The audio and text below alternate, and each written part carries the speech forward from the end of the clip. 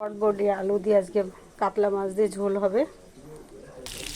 এদিকে মাছ ভাজা চলছে আর জিরা ফোড়ন দিয়েই রান্না করবো আজকে কাতলা মাছ আর বটবটি।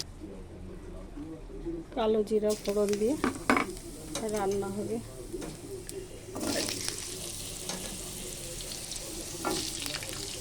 হলুদ দিয়ে দিলাম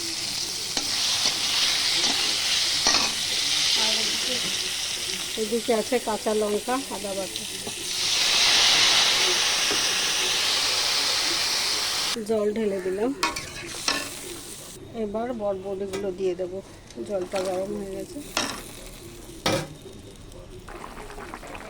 বটবটি আলু দিয়ে রান্না কমপ্লিট। এবার দেব একটু ভাজা মশলা আর একটু দিয়ে দেব।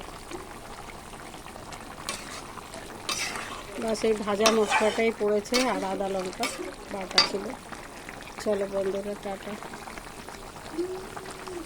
আর এটাতে করব শাপলা ফুলের বড়া। এর মধ্যে আছে বেসন, একটু ছাতু, লঙ্কা, 4-5টা চিংড়ি মাছ। রেডি শাপলা ফুলের বড়া। এটা গরম গরম ভাতে এত ভালো লাগে। আর যে ঘি খেতে পারে তার তো কোনো কথা নেই। একটু ঘি দিয়ে মেখে নেবে। দারুণ সুপার খাবার একটা।